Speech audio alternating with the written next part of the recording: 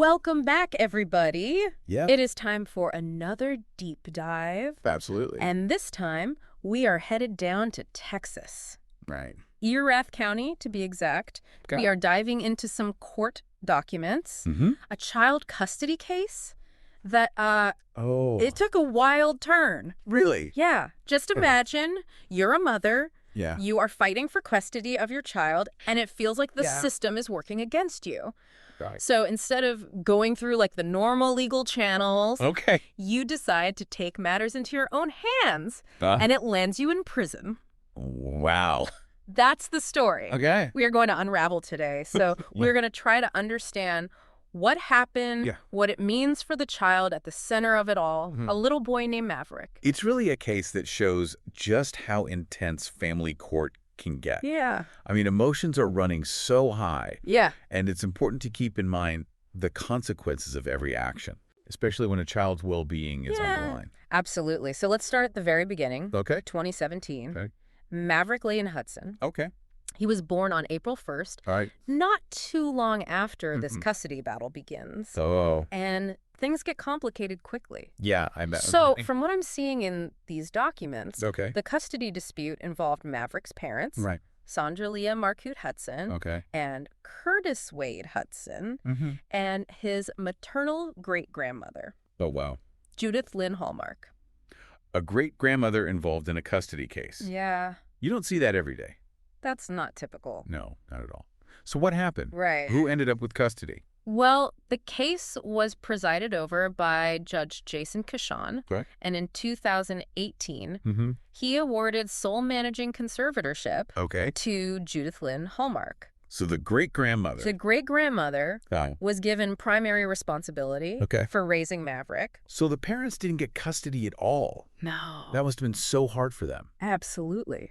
I can't imagine. The court specifically found Okay. that it would not be in Maverick's best interest for the parents to have joint managing conservatorship. So no shared custody. Right. Wow, the judge must have been really concerned about their ability to care for him. Yeah, the judge was concerned about their ability to provide a stable and safe environment for Maverick. Yeah, that's a tough situation all around. It is, and I can only imagine what Saundra Marcoot, Maverick's mother, was going through. Oh, I bet. Losing custody of your child. Yeah. It's got to be one of the hardest things a parent can face. Absolutely. And this is where this case takes a turn from the documents. We're seeing Saundra Marcoot as someone who is really unhappy with the judge's decision. I bet. And she was determined to fight it, but not always through the proper legal channels. Oh, so she maybe let her emotions take control a little bit. Yeah, she might have let those emotions get the better of her. It happens. Yeah. So instead of working through lawyers or filing appeals, Marcoot repeatedly tried to contact Judge Cashon directly. Directly. Yeah. That seems a little risky, don't you think? Well, especially considering he's the one who made the custody ruling that she was so unhappy with. Right. So, you know, judges have a lot of power within the legal system. Absolutely. And approaching them outside of formal channels can easily be perceived as disrespectful or even threatening. Yeah, for sure. Which can have some serious consequences. Yeah, absolutely. So what happened when she tried to contact the judge? Did he respond? Well, no. Okay. And that just made her even more frustrated. Yeah. We're seeing a pattern here Okay. of escalating behavior All right. from Marcoot. Allegations of a conspiracy against her. Conspiracy? Yeah. That sounds a little extreme. It does. And there were also outbursts Okay. related to a separate shoplifting case. So this is kind of a recurring theme we're seeing here with this case. Marcoot's distrust of the legal system just keeps growing. Yeah, and her actions are becoming more and more volatile. Right. It's like she was fixated on overturning the custody ruling, and she wasn't thinking clearly. It happens. When emotions are that high, it can be hard to see clearly. Yeah, for sure. So this seemingly ordinary custody dispute has become something much bigger. Definitely. So where does social media fit in all of this? Oh. Well, I remember reading something about Facebook posts. right. Marcoot was making Facebook posts directed at Judge Cashon's wife. Okay, so she was going after his wife. Yeah, probably trying to get his attention indirectly. But if she was already bypassing legal channels, Yeah. Why go through his wife? It's hard to say for sure, but maybe she felt like the judge was ignoring her and thought this would be a better way to get a reaction. Well, she got a reaction. She did. Because she was blocked from the page. Oh, so that backfired. Yeah. And probably just made her angrier. Right, like the system was against her. Exactly. So she shut out of another avenue of communication. And this is where the frustration starts to become something more serious. Something with legal consequences. Right, because in November 2023, she left a voicemail for Judge Cashon's office. Okay. This is what really got her in trouble. Okay, so the voicemail itself didn't contain explicit threats of violence, but given her past behavior and her growing frustration, it was perceived as very threatening. Yeah. She said, watch me come through the back door because enough is enough. Ooh, watch me come through the back door. Yeah. That does sound a bit alarming. It does, especially coming from someone who's already demonstrated a willingness to bypass traditional channels. It suggests she's going to bypass security. Yeah. And considering what she's done before, you can see why they took this seriously. Yeah, the Stephenville Police Department and the Erath County Sheriff's Office. Wow. They implemented close patrols at Judge Cashon's workplace and residence. So they were not taking any chances. They weren't messing around. This wasn't just someone blowing off steam. Right. This had become a real security concern. Yeah, and this voicemail wasn't an isolated incident.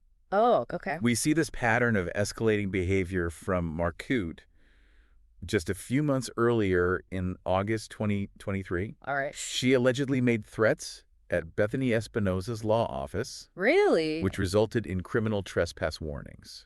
So her anger and frustration were impacting other people, too. Yes. Not just the judge. It was like a ripple effect. Yeah, exactly. It makes you wonder if she understood the consequences of her actions. Or if she was so focused on getting her son back. That she wasn't thinking straight. Yeah. It's really sad. It seems like Maverick got lost in all of this. It is sad. Yep. He was the one who was suffering the most, while the adults around him were caught up in their own conflicts and legal battles. And it doesn't get any easier from here. So what happened next? Yeah. What were the consequences of that voicemail? And how did it impact Maverick's life? That's what we'll talk about. Okay. In the next part of our deep dive. All right. So we left off with Saundra Marcoot leaving that voicemail for Judge Cashon. Yeah. Which led to a pretty serious response from law enforcement. They were concerned. You mentioned a pattern of escalating behavior. Yeah. What else happened? Well, a couple of months before that voicemail incident, in October 2023, a CPS report was filed that brought Judge Cashon's name up again, but not related to the custody case. So another instance where Marcoot's actions were spreading outwards, impacting people beyond just the judge. Right. What was this report about? This report alleged that a threat was made towards the chief of police. Okay. And Judge Cashon was listed as a collateral individual. Wait, so a CPS report, which is usually about child welfare, right, involved a threat to the chief of police, and Judge Cashon from the custody case was somehow connected. Well, he was listed as a collateral. This is getting more complex. It is. All these events are so interconnected. Like Marcoot's frustrations with the legal system were creating this chain reaction, drawing more and more people into the conflict. And through all of this, little Maverick, caught in the middle, did any of this directly impact him? Sadly, yes. In October 2023, a new CPS report was filed. This time specifically about Maverick. So 2 CPS reports from the same month. That's right. One involving a threat to the police chief, somehow involving Judge Cashon, and another one directly about Maverick. Yep. And remember, this is all happening while Marcoot's battling the courts over custody. That's right. This report about Maverick. Yeah. This is where things get really heartbreaking. Okay. The primary concern was that Maverick and his great-grandmother, Judith Hallmark, the one awarded custody, were living in a storage building. A storage building? Yes. Like one of those metal units you rent to store furniture? Exactly. Oh, my gosh. According to the report, they didn't have consistent running water or electricity. A young child trying to live in those conditions. It's unimaginable. That's a poor kid. It really raises questions about the adults in this child's life. Yeah. The report names several alleged perpetrators. Okay. Chad Douglas Marcoot, Maverick's uncle, Okay. Elizabeth Phelps, his cousin, and Jana Lynn Marcoot, his grandmother. So these are all family members. Right. People who should be protecting Maverick, not putting him at risk. Right. And this report, it goes into some disturbing details. Okay. It alleges that Chad Marcoot would cut off the electricity to the storage building. Oh, my God. Leaving Maverick and his great-grandmother in the dark. Wow. It also mentions that Chad had a history of violence. Really? Including a past assault against Saundra Marcoot. So not only was Maverick living in a storage building, but he was also potentially being subjected to abuse. It's horrifying. By his own uncle. Yeah. This is just awful. There are even allegations of drug use by Chad. Okay. And inappropriate interactions with a minor. It's just a really bleak picture. It is. Of Maverick's situation. Yeah, it makes you wonder why Maverick wasn't living with Elizabeth Phelps. Right, his cousin. Yeah. You said the report mentions CPS originally placed Maverick with her. They did? Why was Maverick moved from his cousin's care? Right, to a storage building. It just doesn't make sense. It feels like the system failed to prioritize Maverick's well-being. Yeah, absolutely. He's the one suffering the most in all of this. While the adults around him are caught up in their own conflicts and legal battles. And remember, this is all happening while Saundra Marcoot is still fighting to regain custody. Right. So she left that threatening voicemail. Yeah. And the police took it seriously. They did. What happened next? Well, in March 2024, a grand jury indicted Marcoot on a charge of obstruction or retaliation. Okay. A third-degree felony in Texas. A felony? Yeah. That's serious. It is. What exactly did they accuse her of doing? They allege that she threatened to harm Judge Cashon by bypassing security at the courthouse. So even though the voicemail didn't contain explicit threats of violence, they interpreted it as a threat to the judge's safety. Right, given her past behavior and her determination to challenge the court's rulings. Right, and the fact that she had previously tried to contact the judge directly. Yeah, exactly. Probably didn't help her case. No, it created this pattern of behavior that made her actions seem more threatening. So what happened? Well, a warrant was issued for her arrest. Okay. And she turned herself in on December 14th, 2023. Okay. Almost a year later, in October 2024. Wow. A whole year. Between her arrest and the trial. Yeah, that's a long time to be in limbo. That is. Especially with such serious charges. Yeah. It must have been incredibly stressful for her. Right. Knowing her son was living in such difficult conditions. And she was fighting for her freedom. Right. What was the outcome of the trial? The jury found her guilty of obstruction or retaliation. Wow. And she was sentenced to 10 years. 10 years. In the TDCJ Correctional Institutions Division. Wow. That seems like a harsh sentence. It does seem harsh. For someone who never physically harmed anyone? It does.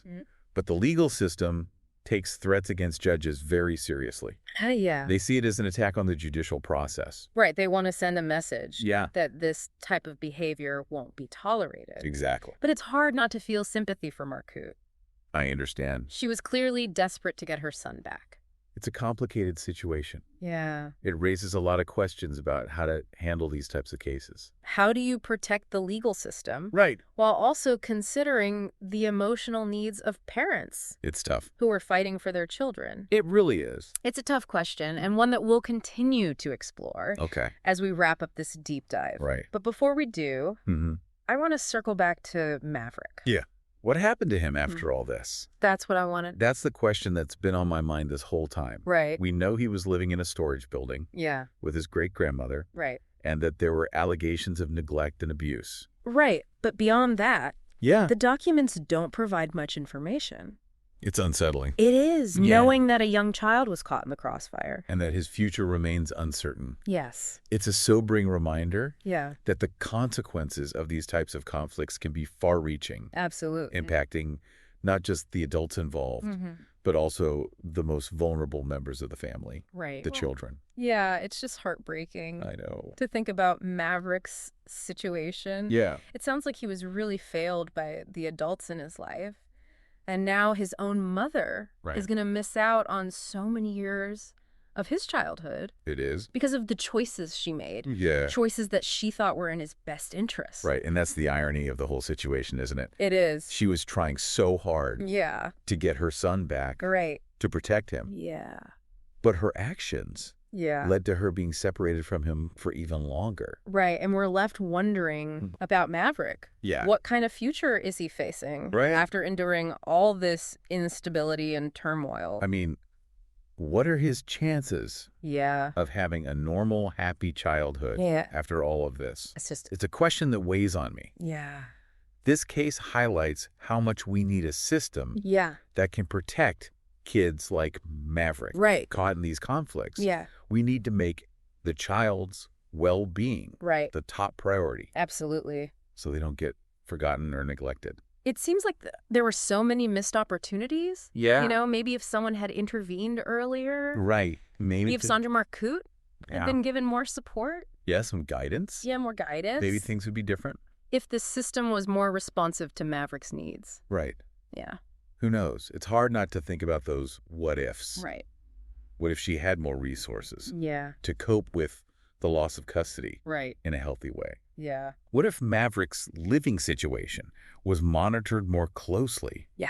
To make sure he wasn't put in danger. Right. These are questions that deserve more attention. They do. Because there are other Mavericks out there. Oh, yeah.